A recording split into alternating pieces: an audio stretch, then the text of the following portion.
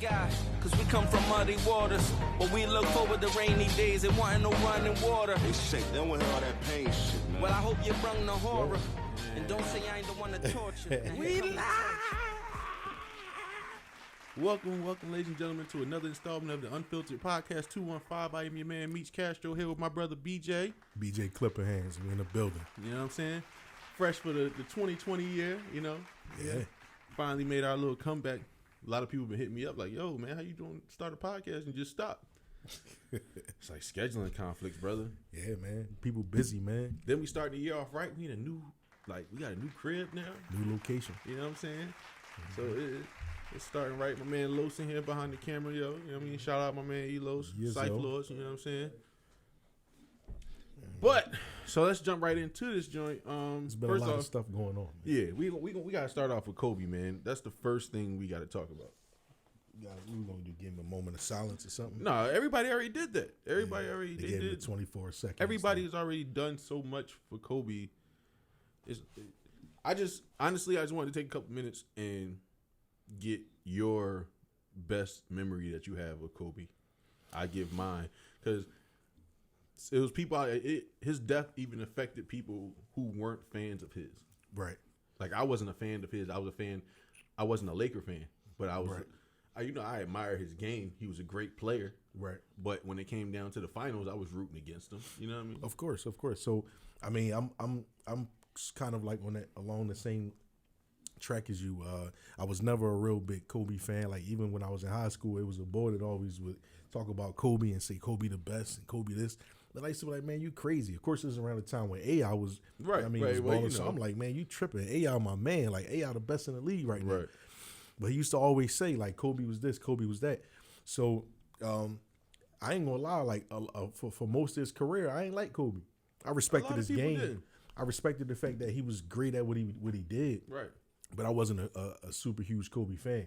It wasn't until later on that I really started to appreciate, like when and I know you probably about to snap a little bit when Brian came in the league. Oh my god! And everybody was saying that he was better than Kobe. I'm like, no, he's not. When better he than came Kobe. into the league, everybody was overzealous. Yeah, but that's what I'm. But when they started trying to put him up on that pedestal and saying that he better than Kobe and all that, that's when I really had to sit back and pay attention at the fact that this boy really mimicked the greatest to ever do it, dog. He mimicked his every move. Kobe is it shows you when you have talent, raw talent, and you really sit there and study. Because they said Kobe used to study how Mike walked.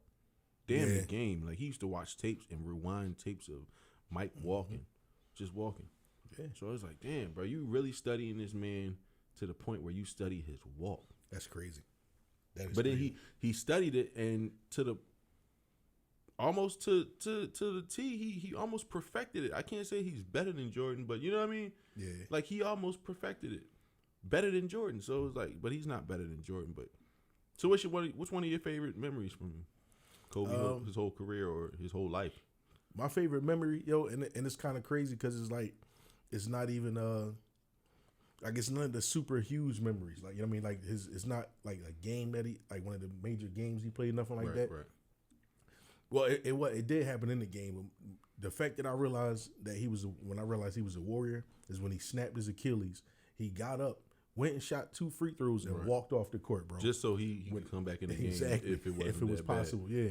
Right there, that let me know like you a warrior, man. Like, and I don't know, like the people listening, I don't know if you really know, because I've never experienced it, but I know people who's experienced it, and I've seen professional athletes and how they adjust and react to, you know, tearing their Achilles or anything like that with their Achilles. They say that's a hard injury, bro.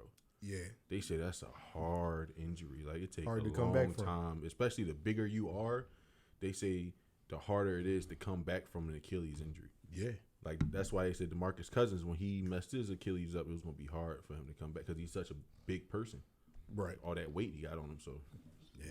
And you know he got released too. They made yeah, him Lakers released him. So my favorite Kobe moment, or my most memorable Kobe moment, and there's a bunch out there, and some people throw salt at this moment, but I still fucks with it. His last game versus Utah, He put up 60 versus Yes. Utah. Yeah, that was Like, I don't pretty care how many times he shot, if he missed, whatever. He put up 60. I don't care if the players was letting him do whatever because they know it was his last game. He still put up 60 points in his last game. Yeah. In front of the Lakers crowd. Like, he had so much. Not to say he's not used to pressure and nothing like that. Right. And if you ask Kobe, he would tell you, like, I don't feel pressure probably. But, I mean, you got Snoop and everybody. Like, it was like the Staples Center times 10 that night. Yeah. You know what I'm saying? So it was like, Yeah, it was crazy. he had to, like, everybody wanted him to put on there, and he put up 60. 60 Like, that points. whole moment was just, like, I remember sitting there thinking, like, for real, bro, I'm blessed to be able to sit back and, like, yo, I saw Kobe's last game. You know what I'm saying? Yeah. It's a little piece of history. Yeah. So, while we speaking on Kobe, we can transition into this Gayle King, her questions in the interview she had with Lisa Leslie. I know you've been waiting to comment on this John for a minute. I know you couldn't wait to do another episode so you can comment on this John. So we're just gonna get it out the way, say a couple things. You know, we ain't gonna spend too much time on this Gayle King situation, but Yeah, she definitely out of pocket, man. Like, I understand. Like, so I look at it a couple different ways. Like, being as though she's in media, I kind of understand the fact that she has to. I ain't trying. She has no, but listen. I understand she's trying to like set a timeline. You know what I mean? But I feel like it was too soon. Like, it's too early for you to just jump out there and say, oh, you know what I mean? He did this in his past. And that was years ago. Like, think about it. He been in the league for a dub, dog. So you telling me that with him being in the league for 20 years, and he's been retired for 5, right? It's been 5 years since he's been retired. Because this is his first year eligibility for the Hall of for Fame. the Hall of Fame, right? So And he's been definitely retired. going, by the way. Oh yeah, number First one. ballot. And if he's not, when everybody vote for you, not undisputed. What the heck is it called? I don't know.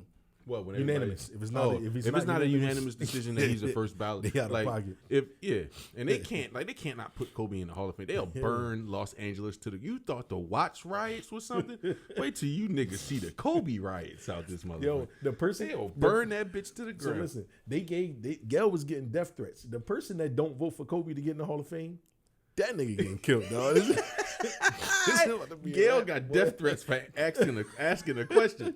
The fuck you think this sports writer is gonna get for not voting Kobe in? So they gonna have to move his whole family. Yo, that's crazy. He went from reporting from L.A. to now this nigga's in the middle of Idaho.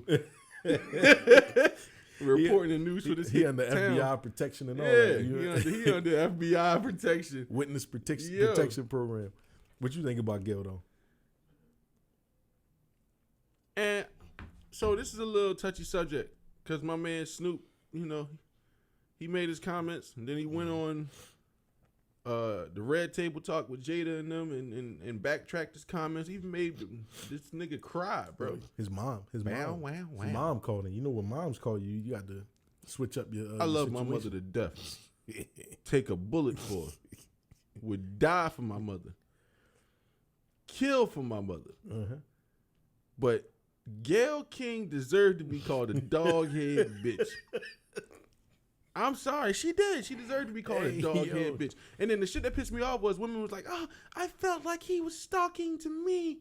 It's like, yeah, the same women who said that, you in the club fucking next week. Move, bitch. Get out the way. I mean, I know the song ain't, you know what I mean? Well, they definitely relevant with the times, They but definitely use come that on. loosely, man. They call each other that with no Bitch, guess what Yeah. happened with Tanisha last night? Yeah. It's like, yo. Yeah. So all of a sudden now, this nigga calls Gayle King, who deserved what she got.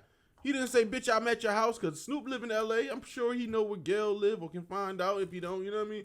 But he's Snoop. He not going to do no dumb shit like that. But all he did was call her a dog-head bitch and kept it pushing.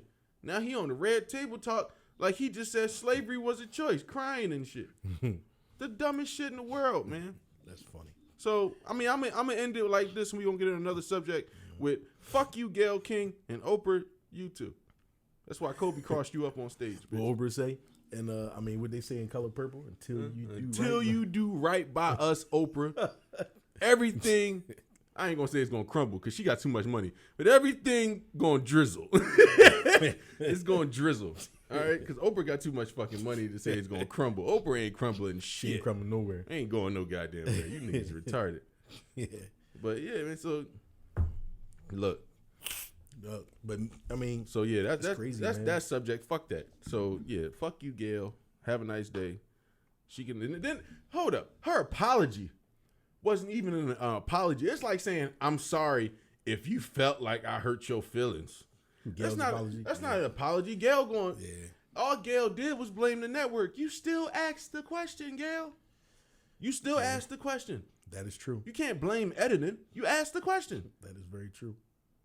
And shout out to Lisa Leslie for being a pro and not falling for the bullshit Gail was trying to put her in, man. So, yeah. So next, man, since we got my man Losen here, my New York brother, you know what I'm saying? We're going to talk about the death of my man Pop Smoke. And that happened in LA too, man. Everybody getting gunned down in California, man. So, yeah, R.I.P. Pop Smoke, man. You know what I'm saying? So R.I.P. That was it was kind of sad. I'm not gonna sit here and say it was the same magnitude as Kobe, but it definitely was a sad moment in hip hop to see another promising black up and coming rapper, you know what I'm saying, fall victim to gun violence, man, and actually lose his life. Yeah. You know what I'm saying? Way too young. My man was only 20 years old. Yeah, that's crazy. He was only 20. That's a super young boy. Like That's super young, man. That's crazy. Man. And I'm gonna be real though. Like, I never really heard his music. Well, I heard it, but I didn't know who he was. So I don't. Riding know. in the car after we leave here, you listening to Pop Smoke.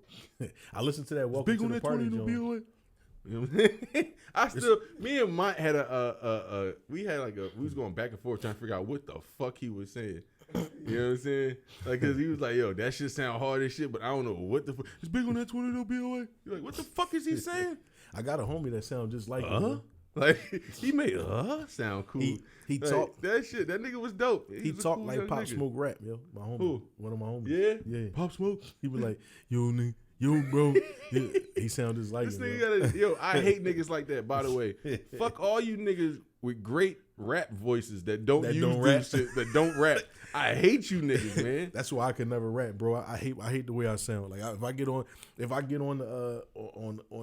a track trying to rap, they'll be looking at me like, yeah, you don't look right, bro. Like, These niggas, man, I don't know, man. Niggas just don't understand how lucky they are to have these perfect rap. Like Pop Smoke really had a great rap voice.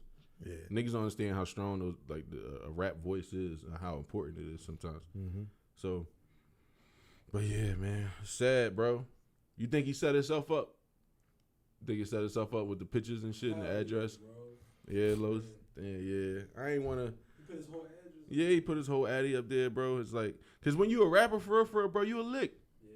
That's how niggas look at you and see dollar signs. They don't even see a person. right. You know what I'm saying? So that's kind of a tough.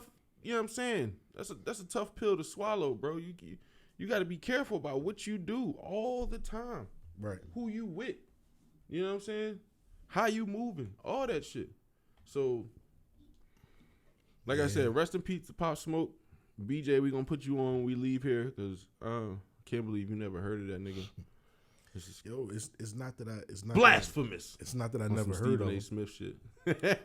It's not that I never heard of him. It's more so You never like listened I to didn't his listen. Yeah, and I think it's because I got a bias toward the new up and coming artists. Like I'm more like He was different though. That's why I liked him. He was a different sound. He was different sound. All his beats was different. Like you can tell his style. You can hear his style. You know what I'm saying? yeah. So he was a different artist. You know what I mean? Yeah.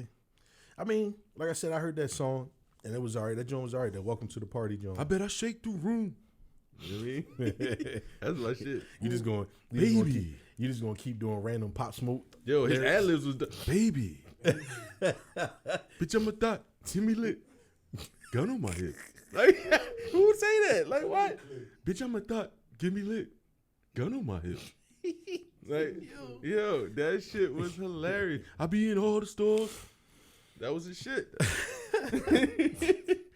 All right, so Hey yo. all right, let's get into this public enemy. Yo. I ain't gonna lie. I knew you was gonna trip. Yo, when I said seen shit. that joint, I was like, public enemy. You wrote the questions. I mean, this topic's out, man. That's you. Yo, I was gonna write it on there. I was like, Public Enema. I was gonna put Public Enema. Yo, you are out of pocket, bro. So, Yo. anywho, this Public Enemy is all the young dudes out here and young people. I ain't gonna say dudes because it's females and all that. All the young people out here, y'all might not really know who Public Enemy is, but Public Enemy was a political rap group. They pretty know much. Flavor Flav is this ugly. Oh, everybody know who Flavor Flav. Yeah, he was the hype man for Public Enema. And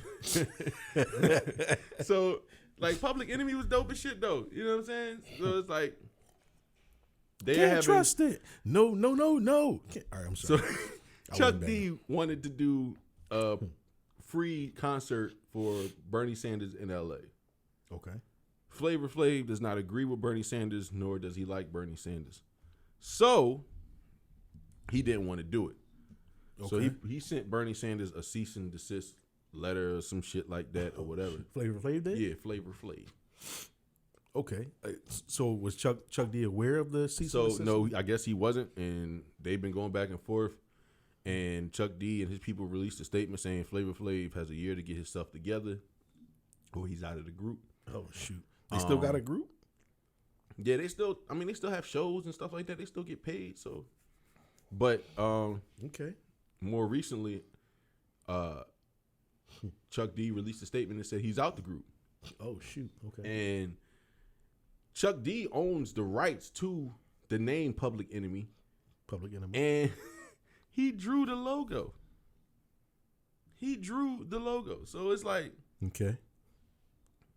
I don't know what you can do if you're Flavor Flav, but take that on the chin. Because it's really like you don't have anything but the fact that you are a Flavor Flav to this group.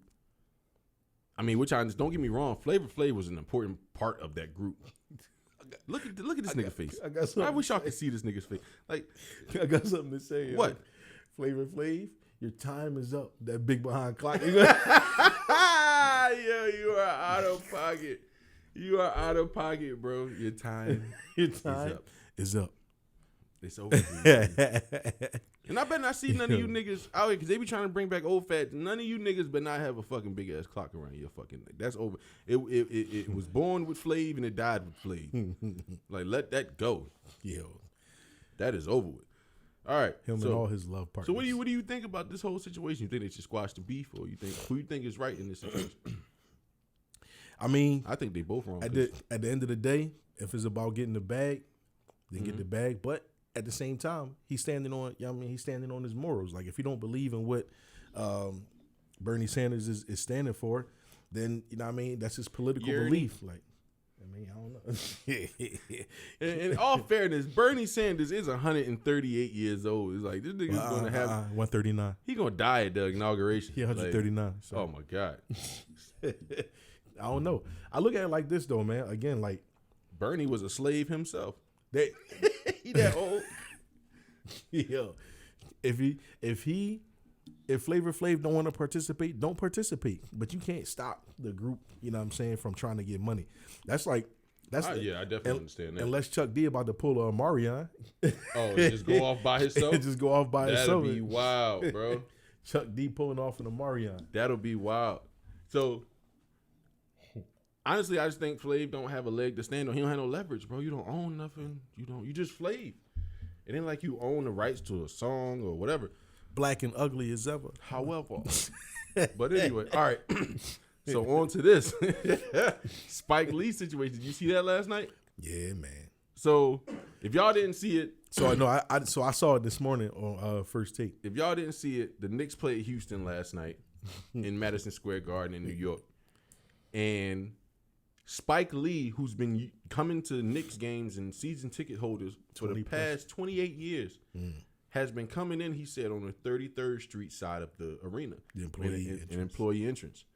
So he said last night he went to do his normal routine, and they tried to make him leave after scanning his ticket already. So he said he's on the elevator. Because he said, a lot of people don't know, the basketball court is actually on the 5th floor. So he said he's on the elevator, and he's waiting to go up with a group of people that's on the elevator. So the security asked him to get off the elevator. He said, why? He said, the security told him, we just need to talk to you off the elevator. He said, I'm not getting off the elevator. So after 5 minutes, and they finally realized Spike wasn't getting off the elevator, they let the elevator go up.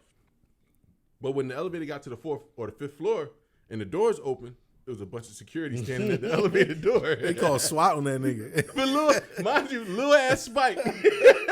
Spike Lee, every bit of 5'1", Little ass Spike Lee. I'm just saying. Spike Lee, every bit of 5'1", bro. He probably an inch away from a midget. Little ass Spike Lee. Oh, I'm You know sorry. what I'm saying? Not midget, little person. I apologize. So anyway, they told Spike he would have to leave the building or the arena, go around to 33rd Street or 31st Street. Yeah, the fan entrance. Yeah, and come in that way. Now, number one, they already scanned Spike ticket. They can't scan the ticket twice. Number two, once you leave the arena, you can't come back in. Can't come back in. He That's like when fans think their team losing or their team going to lose and they leave the arena, then the team come back and you try to come back in. He be salty. Who was that, Miami? I think they did that one time when they left the... It was playing against the Sixers. It was somebody they thought Miami was going to lose. Yeah, I think it was the game Ray Allen hit that 3. And they all tried to come back in. Yeah, it's a playoff game. Yeah, and they was like, no, you're not coming back. You better watch that from a bar somewhere. He's salty. So they flooded out, and that was a finals game too. Right. Yep. So Spike was like, I'm not leaving. So they let Spike. So they end up letting Spike go to his seat. So he said James Dolan, the owner of the Knicks, came over, walked across the court at halftime. Yep. Came over and spoke to him and said, we need to talk. And he was like, what we got to talk about? And pretty much that was the end of the conversation. Spike left. And he said he wasn't going to say nothing until the Knicks put out a statement, and he said they lied on him. Yeah. So then that's why he called Stephen A. Smith and got him. And Spike got himself put on First Take. That's when you know. That's when you know you the fucking man. When you can call a nationally televised show on a network as large as ESPN. I'm coming up tomorrow. And be like, yo, this nigga James Dolan tripping last night, man. I'm coming up there tomorrow to say my piece. All right, peace. I'm holla at you. Like, but wait, you forgot to mention when Spike was mad. He was like, "Y'all gotta take me out in cuffs like Charles Oakley." He said, "Y'all want me to leave? Y'all gonna have to take me out in cuffs like Charles Oakley." Charles Oakley. Yo, Spike wasn't here for it. Spike funny. Spike was not here for it, bro. He was ready to fuck some shit up. Yo, that's for real. Hilarious. Spike was ready to fuck some shit up, bro. So, I mean, I'm not a Knicks fan, but right. If I were a Knicks fan, I would be like, it would be hard. Seriously, because look, think how much you love the Sixers, BJ. I love my boys. Can you imagine having an owner like James Dolan, and then, as bad as he is, you still couldn't leave the Sixers and be like, I'm not fucking with the Sixers no more. And, Spike even said that. He said he's not coming back for the he coming next year. He said he's not fucking with the Knicks no more this year. But he also said that even like in the past, Stephen A. would like try to hit him up and get him to like talk about James Dolan. He was like, I would never do it. You know, he was like, because that's how much I love him. He would never. Spike. Yeah. That's one thing. Everybody else, Spike would never say a bad thing about James Dolan. Yeah. So I never understood this whole, like, why? Because Spike just said he went to a play or something there on last Wednesday. Yep. Last Wednesday. And he used the employee entrance. Yep. So between last Wednesday and yesterday, which was Tuesday, 5 days, 6 days. He's like, they got my phone number, they got my email address. They could have called me. When he's late on paying his season tickets, they call him up. Yeah. They blow his phone. But in all fairness, this nigga season tickets every year is $300,000. I'm calling you too. Hey nigga, you missed the payment. I need my 50 G's. Nigga, they said the for one floor seat for one game, the ticket is $3 dog, at the Garden. Now I don't mean no harm. That's crazy, bro. Now I want y'all to remember I said this. I don't mean no harm. But if you think I'm paying $300,000 for some season tickets, y'all can kiss my dick.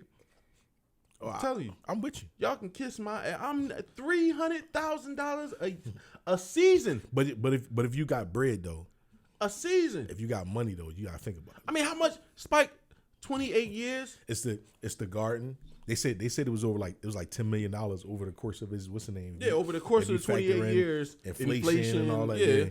But if you think about it though, if you got that type of money, it's small. It's small to you. Like it ain't. You know what I'm saying? Small my ass. I ain't trying to hear that shit. Small. He talking about that's chump change. You got Spike Lee money. I don't give a fuck. I could be rich and I still be a cheap motherfucker. Yeah. I don't know. So on some local gossip shit, Gilly and Wallow have the $1 Million Worth of Game podcast. Yeah. Right? Yep. So they just got bought out for $3 million. Yeah, shout out to them. It went public. Shout out to them for that. I'm definitely trying to get on y'all level. You know what I mean? Any nigga, a nigga can come buy this shit right now for $2,500. You know what I'm saying? No, but I'm trying to get that $3 million for real. So, I'm definitely trying to get their status. Shout out to them. But allegedly, the guy that was working with them, what's his name? Dev. I don't know his full government name. They call him Dev Nasty. Yeah, I asked him what's you know what I mean, stage name, whatever you want to call that shit. I always want to call that man Devness. Devness? Yeah, I don't know why. Like his name should be you Devness. Really are the corniest nigga. He looked like a Devness, yo. That nigga be coming in there with karate man Joe headbands on. That nigga, his name look like it should be Devness. Devness. Not Devin. Not Devry. Devness. I met niggas named Devry. There's a nigga in the NFL named Devry Henderson. You know, Devness. But you know what's crazy though? I get a nigga a last name too. Who? Devness. What's his last name? Alexander. It just look like his name should be Devness Alexander, yo. Where's this nigga from? Chestnut Hill? He from Camden. Oh my god! Not being Devness Alexander. It do be sometimes. It be the niggas from the projects with the most properest names, but hey Dev, rap sheets longer than the motherfucker. Hey, no, I think his name Devin Wade though. Devness. I think his name Devin Wade. I don't know. Oh yeah. You know what? I think it is something like that. Yeah. But anyway, I heard they ended up. Boy, it was their studio that he was using. I'm not sure. So this is all allegedly. Yeah, allegedly the studio that they were using belonged to him. It was his studio, and and I don't know the particulars, but they were recording at his studio. So all three of them, they started the podcast together. And the first couple episodes, he wasn't really like as vocal as he was in like the later podcast. I mean the later episodes. Mm-hmm. But I heard that after they got signed to Barstool, John. Yeah, after they signed the Barstool $3 million deal. After they signed that, okay, that they split ways with him. And I also heard with who? Dev? With Dev. Okay. Yeah. Wow. So initially, I thought they all got $1 million apiece. Like, I mean, it's three of them. It would make sense, but yeah, usually that's not how business is done. So initially, I thought it was like $3 million apiece. I mean, $1 million apiece. Okay. But what I heard was that's not how it went down. Oh, do tell. And they just offered him some money for studio time. That's all I heard.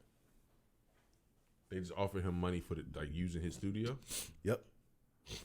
Oh, that's fucked up. And the last two episodes. That's fucked up, dog. The last two episodes. Got $3 million. The last two episodes he haven't been on. So again, this is all alleged. I don't know. You know what I'm saying? I ain't trying to be in the words of who was it? They said Chatty Patty. Who was it? No, Dame Dash. Yeah, don't be a chatty. In the words of Dame Dash, I'm not trying to be a chatty patty, but this is what I heard. So. We not trying to be no chatty patties over here. So today, we did this segment before, and I think we gonna keep it up. We got a couple segments we gonna do. Mm-hmm. We got this segment called "Learning Women with BJ." Yeah. So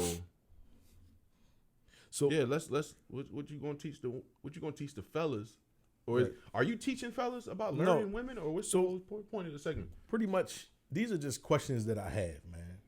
That I realize, you know what I mean? That so you trying to learn women your damn self? Yeah, I'm just trying to learn women. Okay, I got you. I'm trying to learn women. And if people are going to learn with me, then, you know, by George, learn with me.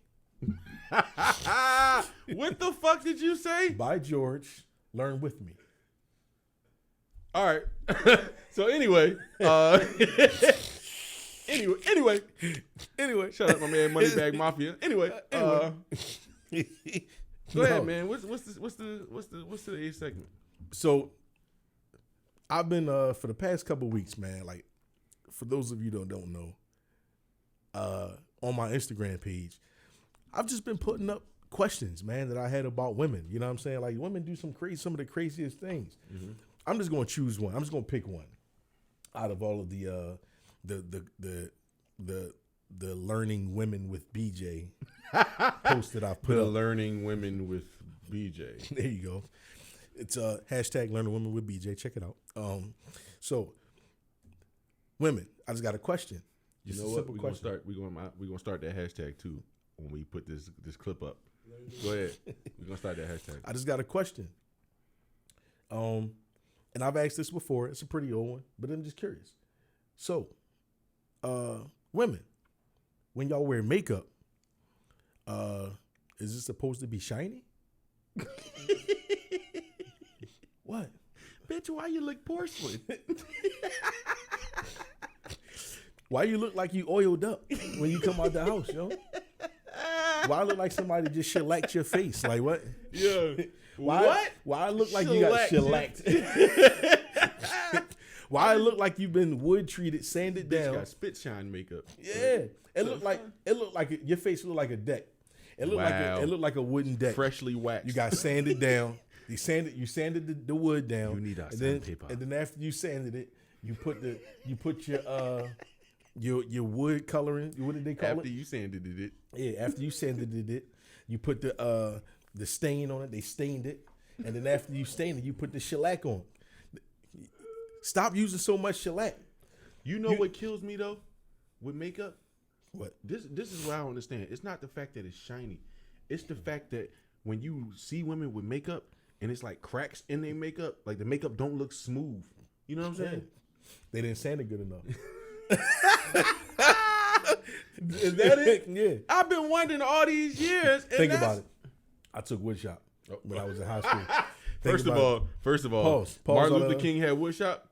Whatever. Yeah, we had wood shop. Yeah, we had wood shop. We had automotive, all that. It be the hood schools that got all the fucking. I ain't never had wood shop, auto body shop. Think about it though. Home ec. I ain't had none of that shit. And I went to school with all these white kids. Man. Martin Luther King wasn't considered a hood school. It was one of the newer schools that were built though. When? In the 90s? No, it wasn't built in the 90s, but it was a newer school. When it first started, and I'm about to give y'all my fault. We drifting off of the whole learning women with BJ thing. We gonna get back to it, but I just gotta give you we are gonna get back to a quick tutorial. Go ahead. Excuse me. Germantown High School and Martin Luther King High School, we all know we're rivals. Right. Germantown High School has since closed. No, there's no more Germantown High School. No, I'm saying they still are rivalry though. They still be in there fighting Germantown versus. Oh yeah, because all the Germantown kids got shipped over to Roxborough and Martin Luther King. Yeah. But when Martin Luther King was first built, it was a 9th and 10th grade school, and then you transferred to Germantown for 11th and 12th. Okay. And then after a while, it became its own. You know what I'm saying? Like it was his own school, but it became 9th, 10th, 11th, and 12th. Right. So back to the women learning with BJ. Yeah. The makeup shiny. Yeah, the makeup is shiny, and that's because. And you said you saw cracks, but if you got porcelain. you got wood, if you don't sand the wood down enough, you know what I mean, and you got to put the wood filler in. That's what happened. They don't got the right filler. They're not using the right filler. So what you gotta do is you take a little bit of sawdust, you put some glue in it. you fill the cracks, and once you fill the cracks, it's going to overflow a little bit, so it's going to be a little bumpy. But you just sand that down. But you sand that down.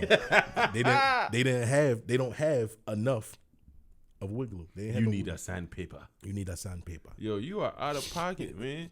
I just be trying to learn, and people be thinking I'm trying to be smart. Like I'm not trying to be smart. I'm not hating. I love everybody. I ended off with that because I go on my rants, but I want y'all to know I'm not hating. I'm just trying to learn myself some stuff, man. It's just shit I don't understand. Like you see yourself, you know your makeup is fucked up. You know what I'm saying? That's like when a nigga get a bad haircut, right?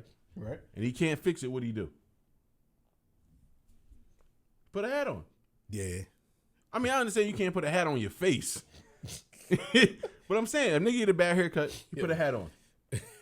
Why would you come out the house with fucked up makeup on? And then the shit that kills me, and I commend you ladies who come out with fucked up makeup on, y'all have the most confidence in the world.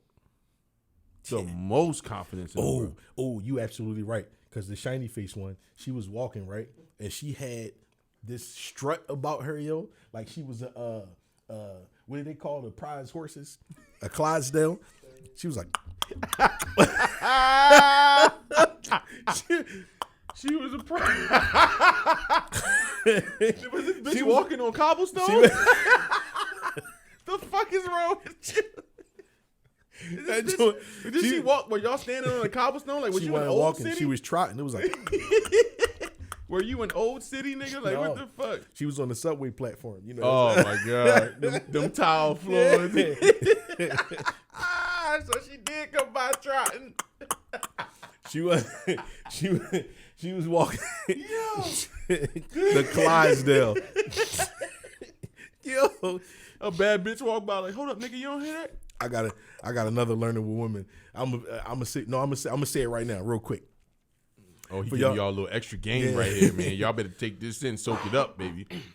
Talking about the Clydesdale. Mm-hmm. So chicks that be wearing heels that be too big for them, or just can't. Or they can't walk in heels. What do you mean too big for them? Like the heels are too big. They got like they got like 2 inches in the high. back. No, the shoe is too big. Like you wear a size 7 and you got a size 10. Oh, so you just got the slippery foot going on in the shoe. And the reason they do that is because they don't know how to walk in them.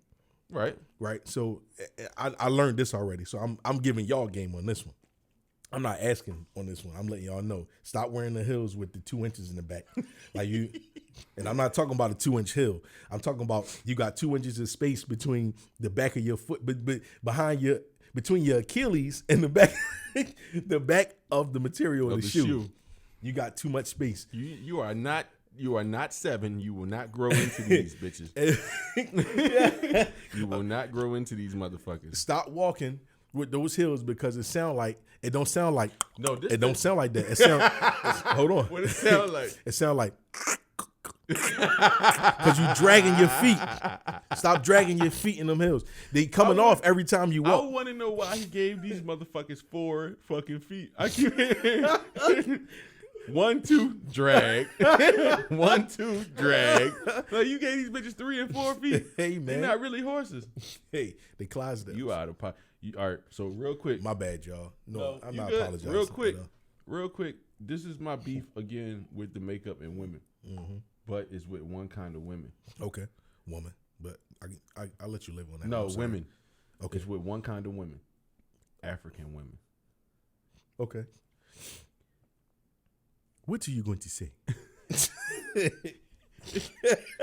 If you get hit with a fucking dart, nigga. You get hit with a what are fucking you going dart. to say? All right, hurry nigga, up. You think they ain't deep? You can't go back to West Philly no more. 52nd Street is cut off to you. Will you please say what you have to say? Cannot come back down there no more. Please but speak. The thing that kills me is they get makeup and they put it on their face, and the makeup is lighter than their regular skin tone. 2-tone. And then they don't put it nowhere else. They put Villalago makeup on. They do. It got to be something like that, bro. But the thing about it is, certain Africans don't like Black Americans. They don't. It's like, how you not gonna like us? And your hands and your face is 2 different tones, bitch. You're 2-tone. I am not black. You 2-tone. And then y'all mad at us like we left y'all in Africa. Like that's the shit I don't understand. But that's just my beef with makeup altogether. The African, that's my last beef. The African women, they faces be a different tone than their hands. I seen one chick yawn and put a hand over her mouth, and the bitch looked like she was getting kidnapped. I ain't know it was her hand, bro. I seen a meme. Like that. She went to yawn, right? She went to yawn, and she put her hand over her face to yawn, and it was a black ass hand, but this bitch was my complexion. I thought the bitch was, it said it on the meme, like I thought this bitch was being kidnapped. Cause it was like this. It was like this, BJ, look. It was like this.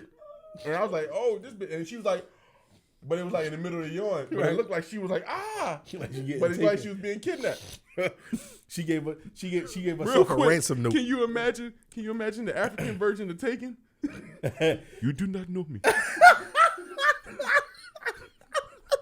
But I have I have a very specific set of skills. Me and my brother and the rest of my family will get in the car. We see you. We shoot you.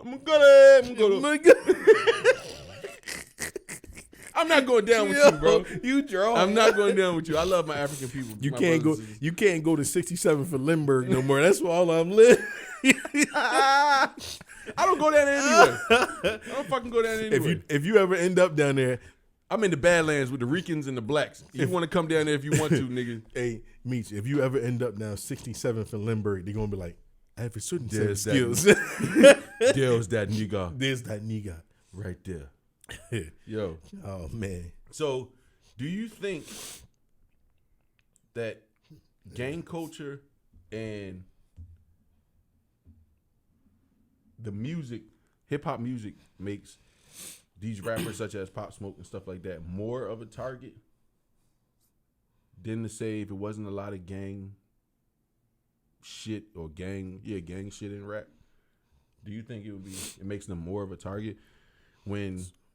So, go ahead. My fault. I'll let you finish. No, I'm saying, do you think it makes them more of a target when they're promoting gang shit and violence and Crip blood, this and all that? Like, do you think it makes them more of a target than to say, I don't know, like rappers that just because there are rappers out here that don't affiliate with a gang and stuff like that. So, Right. do you think it makes them more of a target? So I'll just say this. I don't I don't necessarily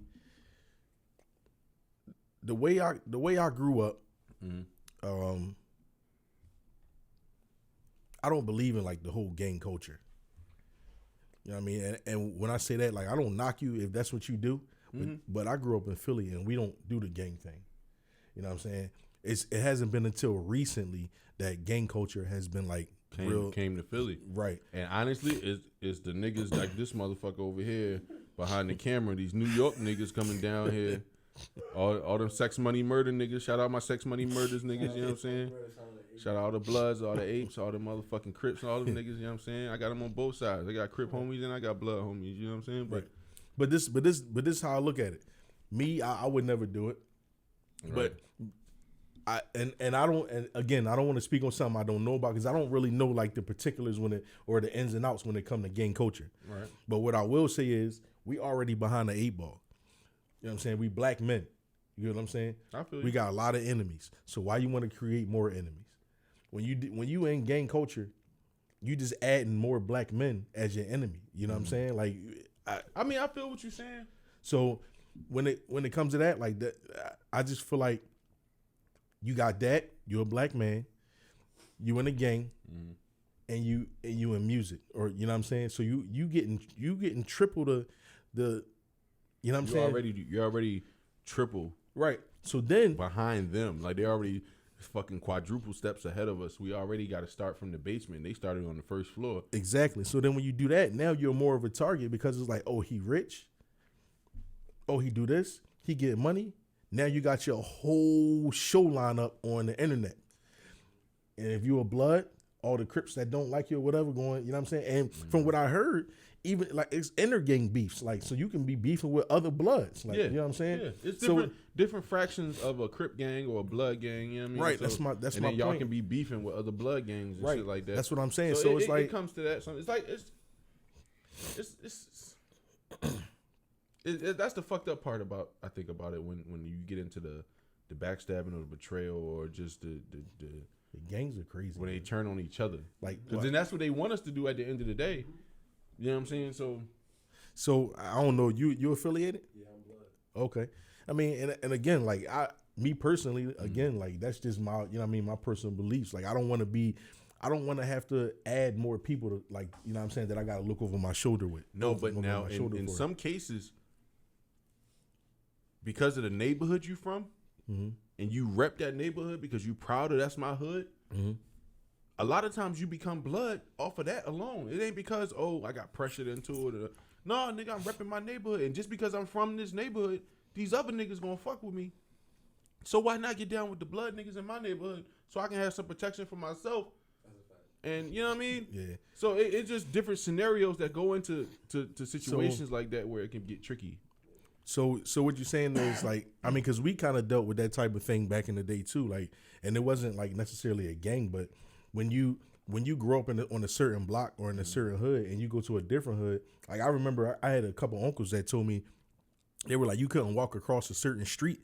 Like if you lived on one side of Germantown Avenue and you walked over the other side of Germantown Avenue, there was a lot of like it was like you were crossing into a new territory. Right. So like you couldn't go over there, you know what I'm saying? So I mean I get it. My pop used to tell me stories like that. Like my pop lived on 8th Street.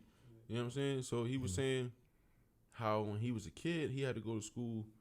I want to say it was across Kensington. And he was saying the white boys used to chase them all the way across Kensington, like to where Episcopal Hospital at on Lehigh. Yep. And at a certain block, they wouldn't cross that block and they would stop. So if you get to that block and get across that block, you knew you were safe. Yeah. So he was like, every day after school, I just knew I had to get to this block. Well, once you get and across fight the my block, way to you're this safe. block. And then once I got to that block, I was cool. So it's like shit's changed. Just like you said, the it's more me personally, I'm not seeing too many Crips in Philly. But it's more I see a lot of bloods. It's more the gang culture coming to Philly but so now than it was when I was growing. Because like you said, when we grew up, you're a little bit older than me, but when we grew up in the late 90s and the mid 2000s, it wasn't that many it wasn't no gangs out here for real like that. Right. Niggas held down blocks, that was it, but it wasn't like no Bloods, Crips, and none of that. My curiosity comes in though, like when did it shift to, you know what I'm saying, when did it shift to from like repping your hood or repping your, because we talked about this on an earlier episode, where it's like, when did it shift from repping your hood or repping your block to being a part of an actual, you know what I'm saying, an actual gang? You know what I'm saying? When power comes into it. When your gang becomes bigger than, say, other gangs, whether it's the same blood gang or it's a Crip gang or whatever, when you getting money and you want to take over this and you want to take over that because you want to become more powerful, right? That's when it gets into niggas beefing with each other, or regular shit like jealousy. These niggas over here, this fraction of a blood gang might be making more money than the other fraction. The leader of that fraction might be jealous of this nigga because he making more money with his fraction of the blood gang. Right. So it could be anything, bro. It could be for real. It's the same shit on the streets, except they claim the same shit. Okay. So like again, I was saying, like, we had that whole conversation where it was like, oh, you have whereas it like the gang, the blood gang would be like we would say that's our neighborhood. Mm-hmm. No, it'll be. But see, that's when it went from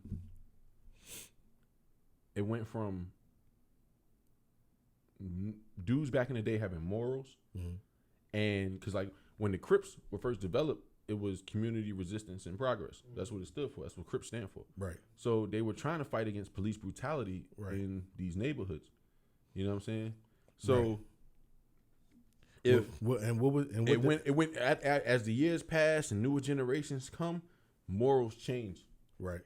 You know what I'm saying? So what does blood stand for? Because I know that's an acronym for something also. Honestly, I can't remember off the top of my head what blood stand for. So it's but like I said, it just comes with the different generations and niggas having less morals than other niggas.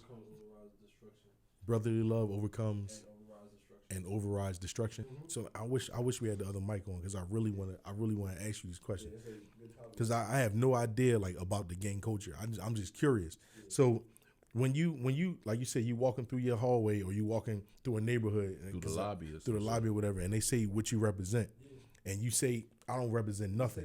So at that point, is it a choice of whether or not you are like you can lose your life if you don't choose, or like how does that work? I mean, to tell you the truth, like I can't say there's anything set in stone or what's gonna happen. Like you could say you're neutral, and they could leave you alone. That right. Could be the end of it. I mean, it's different, bro. Like, yeah. You get born into that shit. See, and that's another reason why I don't want to like judge anybody, because I don't know. Like so from my personal perspective, like I would never do it. You know what I'm saying? But I wasn't in that situation. You know I just look at them like street niggas, man. I don't look at niggas in Bloods, Crips, MS-13, Latin Kings, all that shit. I just look at them as street niggas at the end of the day, because that's what they are.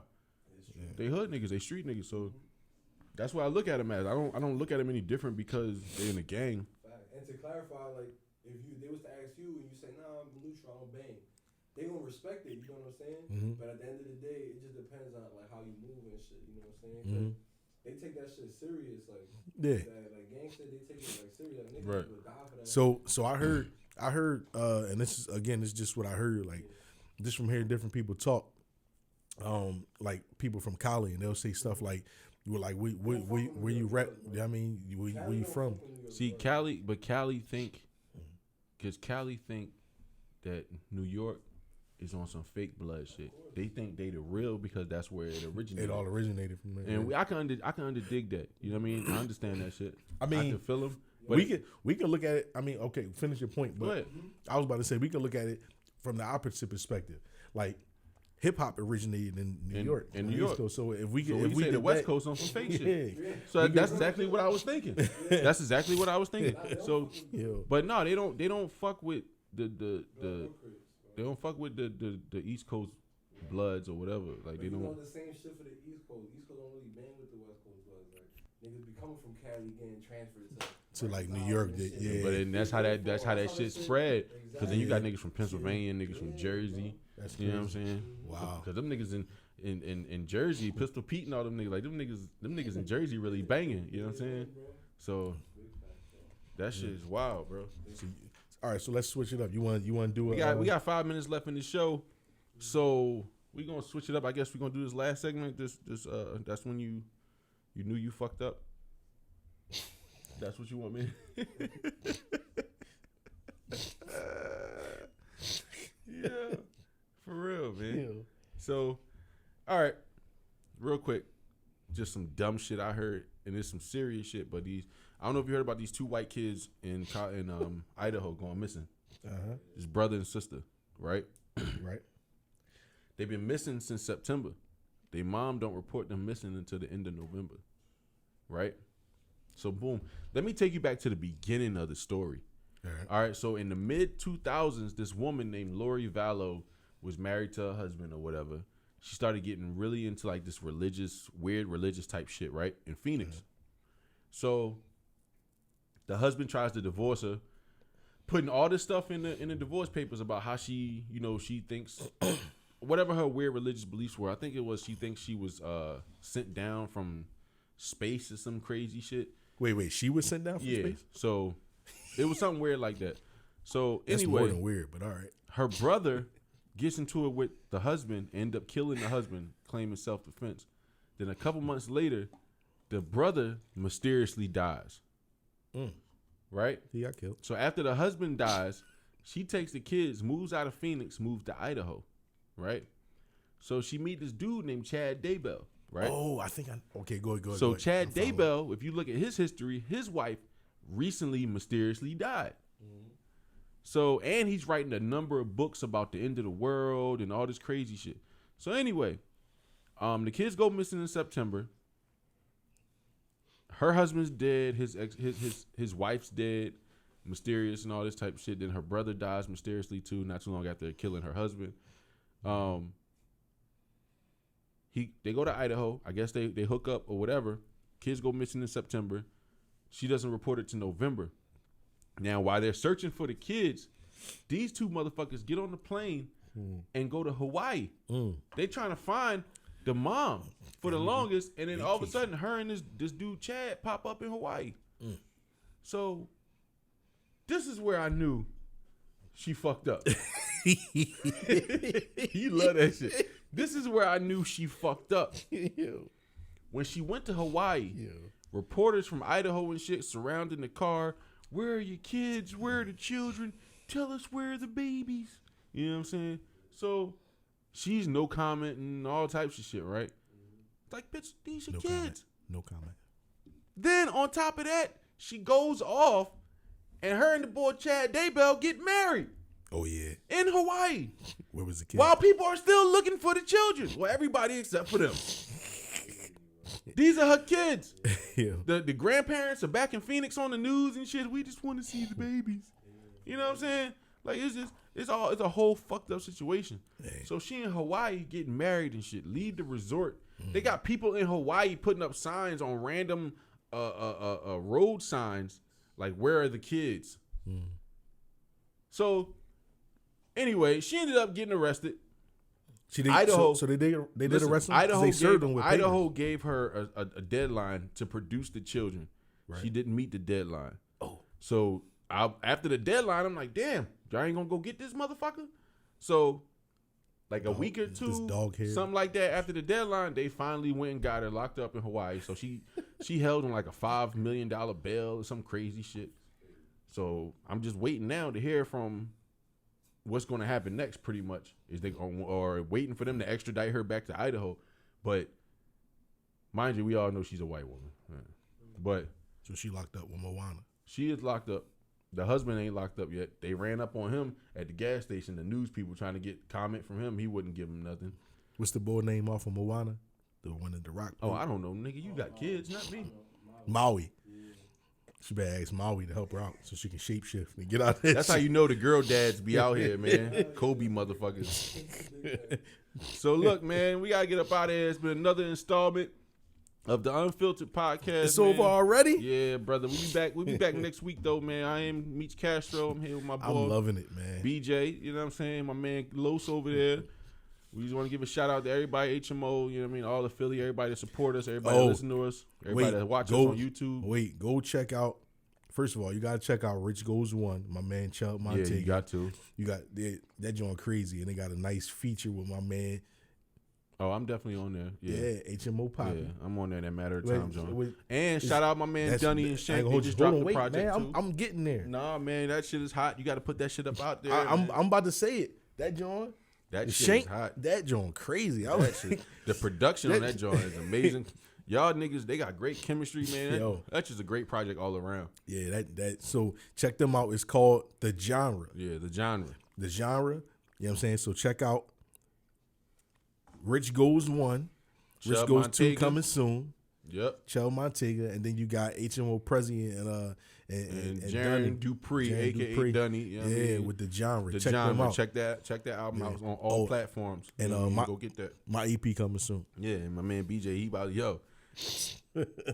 for real. Like all jokes aside, if y'all don't think this nigga's talented, bro, just wait till you hear BJ music, man. Brother's very talented. I might joke about it a lot, but the brother's very talented, bro.